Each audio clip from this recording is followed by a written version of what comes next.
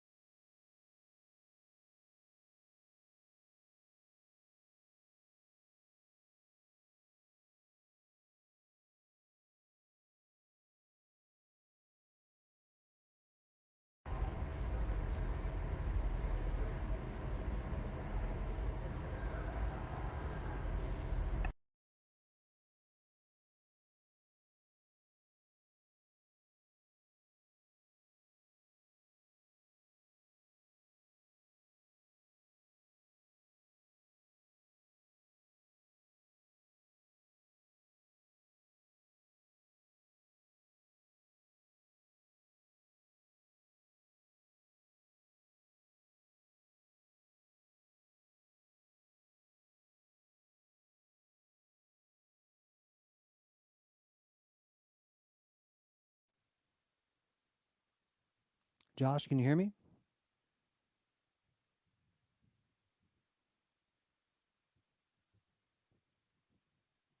All right. Are we up on Facebook? We're on YouTube. Hold on, I got. We're on YouTube. All right, folks. Facebook failed us. This was set up 2 weeks ago, and we're trying. Okay, can you hear me? I can, yeah. Okay, I can't hear you. I had to mute my audio. So yeah, it looks like Facebook's not working. Okay.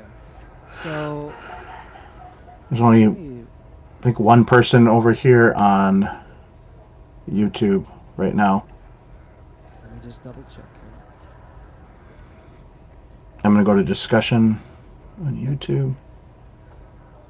All right. So if you are on YouTube, you might hear my friend Josh talking. Hopefully, he's on producer mode. He's just in my ears right now. Yeah, I shouldn't be Uh, being recorded by anybody. yep. If you know me and you can text me, let me know if you can hear Josh, and we'll try to fix that. You shouldn't be able to hear me, but All right. Thanks for your patience, folks. We are working through right now. I don't have access to your Facebook, so I can't That's help right. you with this one.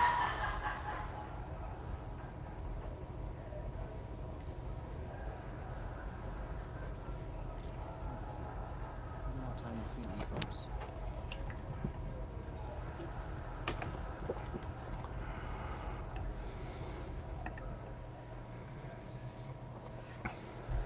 I know a lot of people are trying to watch on Facebook, I think. They are.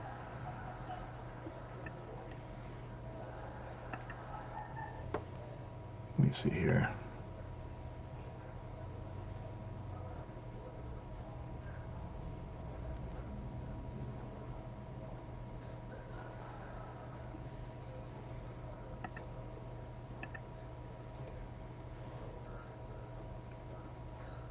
Do you have the right stream URL on Facebook, Bray? I should, yeah. Look at that again. I think the stream key is right, but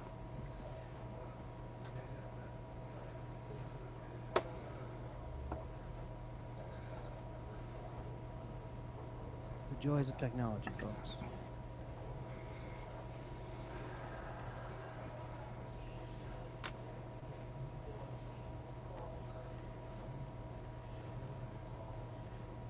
All right. okay, hold on. This is coming down here. Maybe I'm supposed to go right here. All right. Folks, if you can talk to each other, tell each other some jokes right now. Set the stream key. Let's see if this works.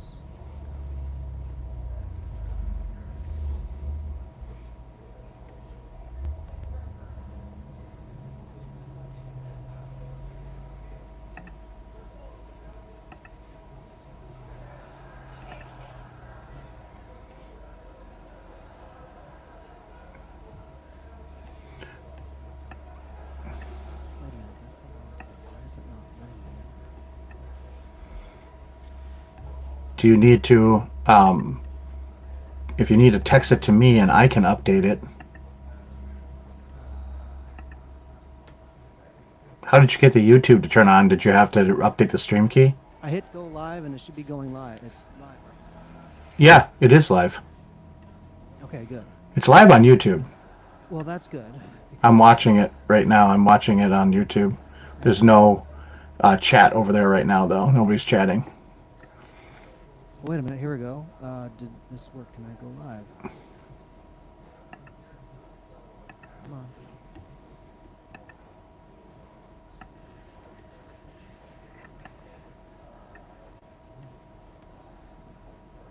I'm sorry, folks. Josh, I need you to comment to folks. On Facebook, there's no comments open right now. There's a discussion. Hold on, let me look at that.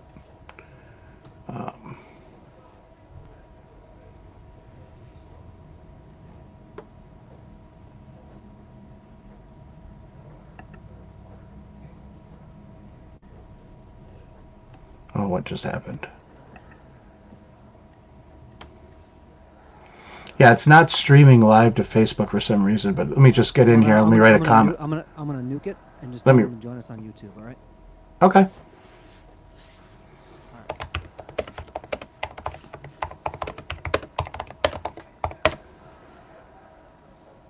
I'm gonna post to my page right now on this event.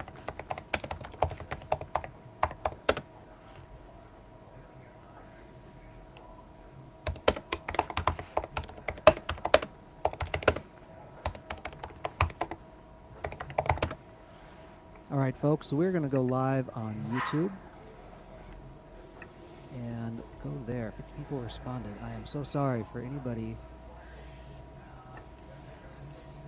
who is not on this page is waiting for us. I do apologize for that. Wait, Josh, let me see if this works. Hang on a second. I posted in a discussion. Join on YouTube if you can. I just hit go live. Maybe it's going live now. Okay, Just hopefully. double check. I'm looking. Oh, it's gone. There we go. Okay. Yep, there, finally. Yep, we're All there. right, folks. Sorry about that. My goodness mercy. Thank you for your graciousness. And let me just take a breath here. There's a lot of nerves around this thing, so thank you for your patience. Hopefully you got a chance to get a glass of water and do the things. I'm your host, Brian Shun. Thank you so much for joining me today. You are all here because I know you. You may have heard of my story about Korea. You may be parents of adopted children. You may be an adoptee yourself. So I want to just thank you, first of all, for the support to come out today. It's Super Bowl Sunday. So for everybody in the U.S., it's a big day for everybody because it's Super Bowl Sunday, and that means a lot of things for a lot of food and a lot of things for Americans. Also, it's the Lunar New Year in Korea, I think Seollal, and it's a 3-day celebration. China obviously has a very big Lunar New Year celebration, which honestly, just by the recognition of it, you probably know about that a little more. But, you know, lots of Asian countries will, and Korea is no exception to that. So I have the Korean side of life and the American side of life colliding on a day where something's supposed to work and it didn't. But here we are, folks, and thank you for listening today. So Josh is my friend, podcast partner. He's as producer. He's kind of off to the side. He may be helping me corral this so it doesn't go terribly long. I just wanted to start off by saying welcome to all the Korean adoptees who are watching. I'm not looking at my screen now. I'm trying to look at the camera. Hello to everybody. Thank you for your support.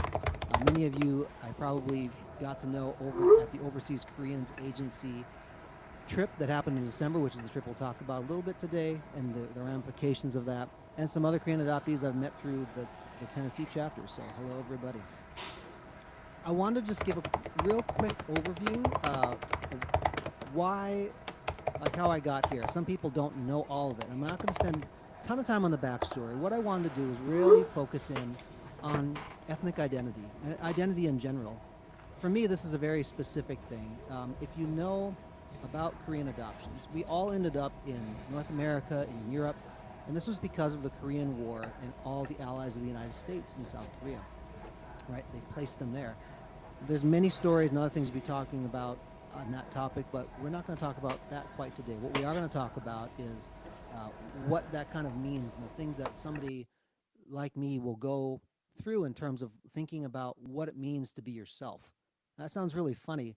And I think everybody can relate. Everybody's asking the question, who am I? Where did I come from? And what's the meaning of all this, right? This trip was transformational to me because I got a chance to meet other adoptees and realize that I wasn't alone. It was a very lonely experience. So I wanted to start off kind of entering people into this world a little bit. I came over to the U.S. when I was a year and a week, and Julia Nordoff Hinton was one of the adoptees at the conference, at the Overseas Koreans Agency conference, and she leads the Korean adoptee group in San Diego. She gave some closing remarks in that at that conference, and there was a section especially where she quoted her friend Amanda Friedman. She's an adopted Korean, and she had an excerpt from a poem that Amanda wrote called "What It Means to Arrive." And I want to share this statement with you so you kind of set it up. Uh, oh, oh, okay. My wife is giving me notes here. All right. The volume's too loud? Okay. Your mic level's low on Facebook, Brian, Mic level's low on Facebook. All right, let me open and some more on tabs. everything else it seems okay. Okay. Oh, so Josh, like your microphone apparently can come through. Oh, I have actually muted it. So Okay, he's muted it now. Hey, that's Sabrina, my lovely wife, giving me cues here to say that it's something's going on. All right. I want to read this poem to you. If there's still an echo, please let Josh know in the comments, and we'll see what's going on here, folks. Here's what it said. It said, this again, a poem, What It Means to Arrive by Amanda Friedman. What happens to a story that starts in chapter 2? I was given this text and found the first 18 pages or so ripped from the binding. I know the book belongs to me, but someone else decided I should start at chapter 2. We are not writing a new opening, and we might never know how it really began. All I have are frayed ends of pages that belonged there once, to run my thumb along and wonder, what happened here? The question is, who am I? Where did I come from? And what is the meaning of all this, right? That's the question we're here to talk a little bit more about today. I'm getting a few more notes here that you still have an echo. I'm just going to see if I can triage just a little bit, folks. Thanks for standing by.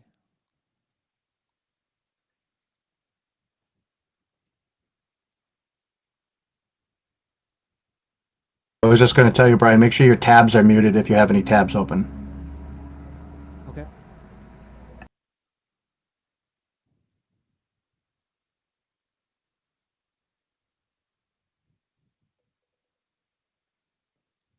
Test 1, 2.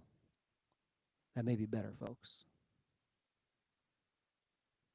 Facebook, folks, is that better for you? Gotta get back to the dashboard.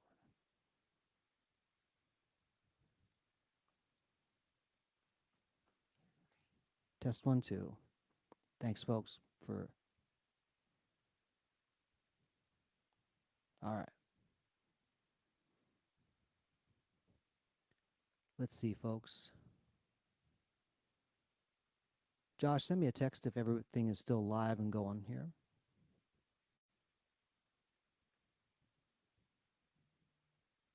Cool. All right, here we go. And the echo's gone, Josh? Text me again, too. I think that solved it. It was my problem, folks. I had speakers on my computer, which you didn't hear because I had these on. Um, okay, good. There's no echo anymore. This poem, Amanda Friedman, I want to read it again quickly. I'm sorry if the echo was distracting. This is what it means to arrive. What happens to a story that starts in chapter 2? I was given this text and found the first 18 pages or so ripped from the binding. I know the books belong to me, but someone else decided I should start at chapter 2. We are not writing a new opening, and we may never know how it really began. All I have are frayed ends of pages that belonged there once, to run my thumb along and wonder what happened here. You know, uh, this is something that I've questioned my entire life, and I still am asking the questions. Part of when you're a child, you don't fully know how to process all these things just because you have a child's psychology you're developing still. I wrote this poem called My Looks, and what I wanted to try to do is capture the emotion that a transracial adoptee may feel growing up in a town that nobody looks like them. There's nothing culturally that they'd even resemble anything familiar. And what I want to do is put um, adult understanding around this in language. I hope you'll listen to this poem carefully. It's called My Looks. Mom says I have good looks. She doesn't look like me. I like how she looks. I look like I look. I get looks for my looks. They are not good looks. They say my looks are not good because it's not how they look. Looks like my looks are no good. I don't like my looks. I wish I looked like them. They look at you different than they look at me. They look at me because I'm different. I know what their looks mean. I know what mean looks like. It doesn't look good for me. Take a good look at me. I already look at me just like them. Please don't look like them. Please don't look at me. Please look at me. I wanted to share a couple things for adoptees that even though I can't see you through the camera, I do see you. You are seen. All right? There's a couple of statements that hopefully you'll just listen to and let it set in. It's not your fault. Your face matters. Your ethnic identity matters. You matter, and you are valuable. And you are not required to feel any particular way about this. This is your journey and not anybody else's. When I went to Korea, I intersected Korean adoptees of all ages, life stages, countries, and everybody's on this road together.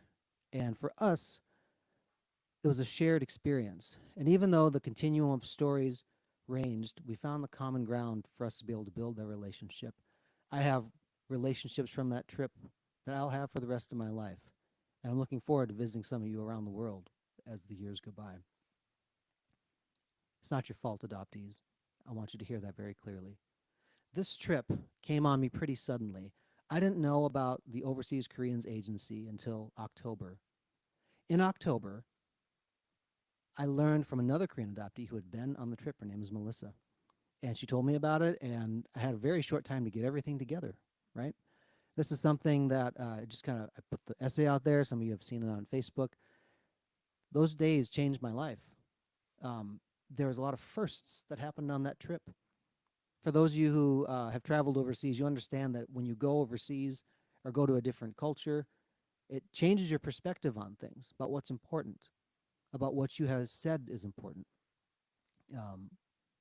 You realize what you take for granted just by being in the frame you're in.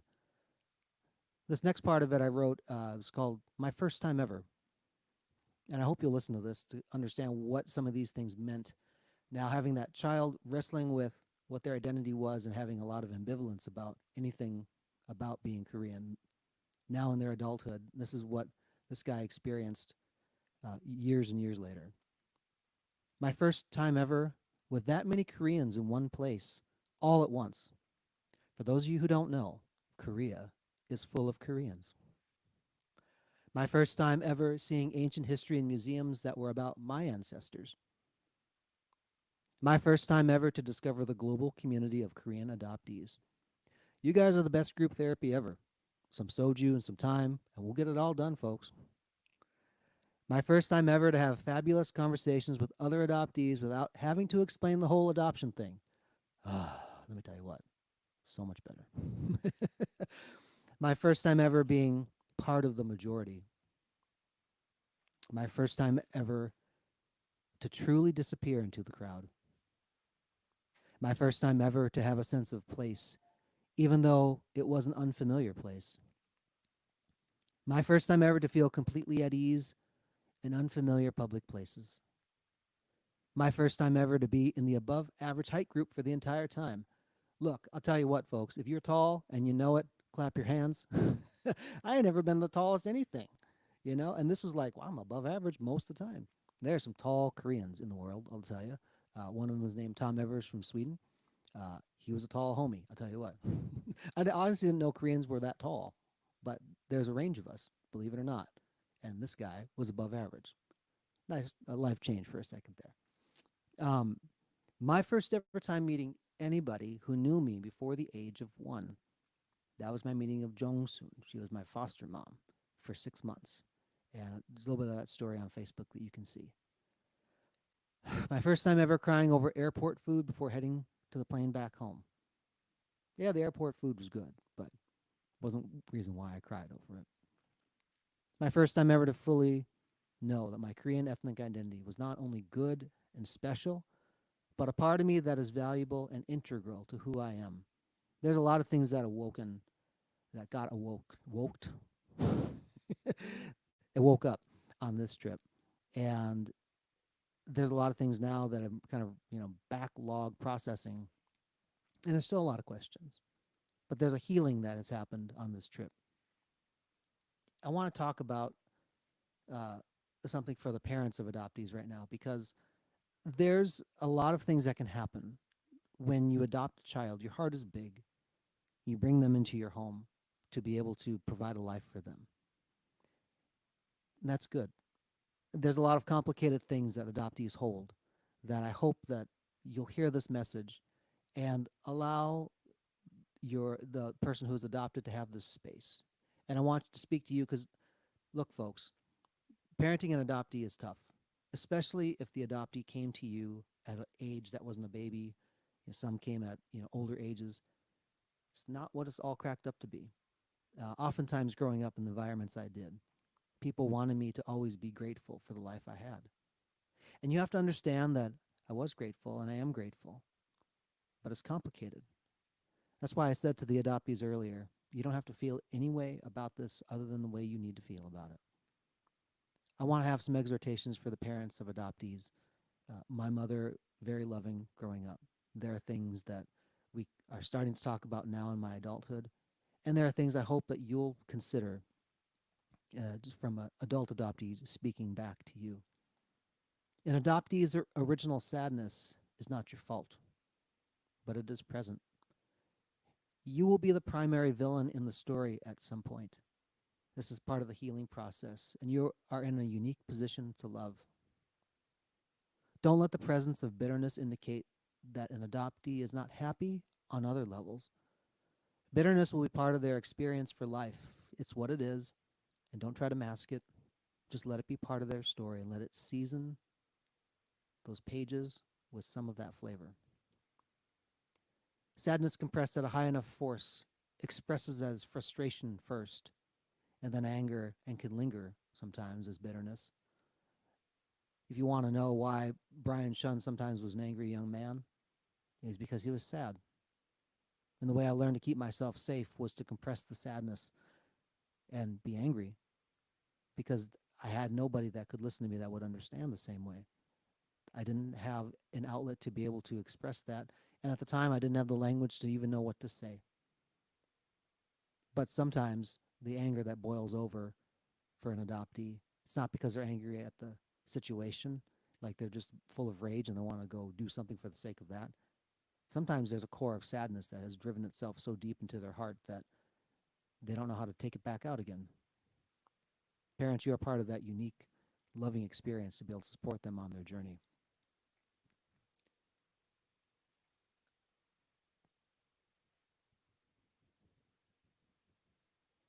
Last thing I want to share is a written thing. When I came back from Korea, I started to think about what identity means. And it's a big topic. I still am working through it, I think, as many will. There's a thing I wrote called the harmony of identity. And I just want you to consider what this means. You know now my particular application for it, um, but it goes deep. In Western music, there are only 12 notes. These 12 notes, in combinations and patterns, expressed over time, speak a language of the soul in words not formed with syllables. The richness and color of music comes not solely from melody, which is a single progression of notes, but from harmony, where two or more notes come together to create a combined sound at the same time. The space between these notes shapes how the harmony sounds, or the tonality. This tonality is unique to that group of notes and defines the character of that sound. Simple or complex, it resonates.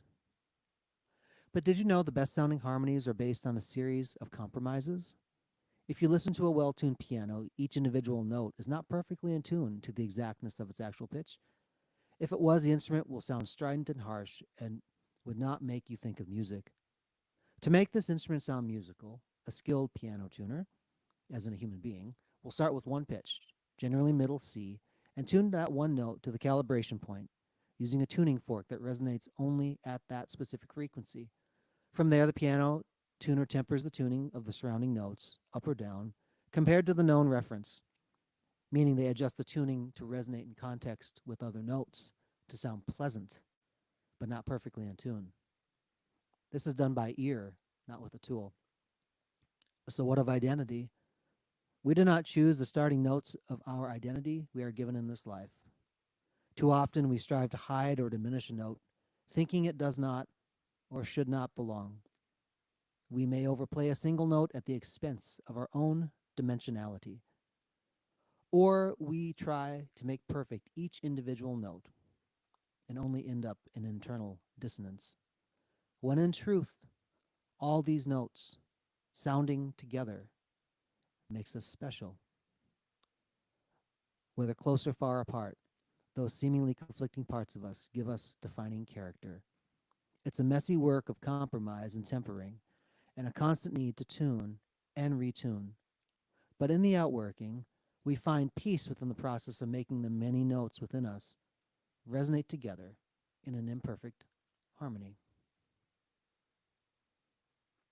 Folks, this is some of the end of the prepared comments. If technology does allow itself, I want to be able to maybe answer some questions uh, for people if they have them, if we can try to field some of those. Um, I'll be posting pictures as well on my trip because I know some people would love to see more pictures, and I commit to you that I'll try to post some more. This particular thing, because it would be very easy for me to just go in pure teacher educator mode and teach you about the beautiful architecture of Korea and to teach you about all the things that I experienced and was so wonderful.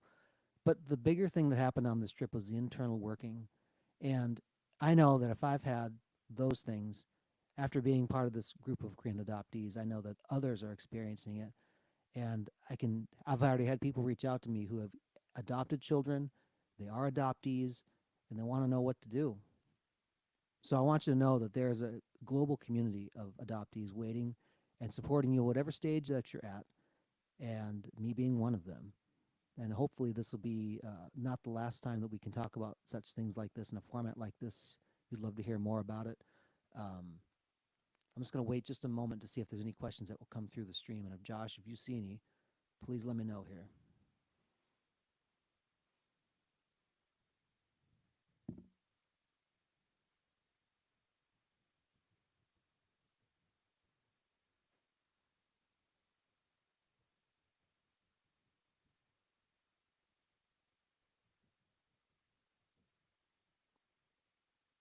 I will tell you a funny story as the it's heavy stuff. I want to lighten the mood a little bit. You know, a good movie. You want. I laughed. I cried. I did all the things. Um, I'm learning Korean.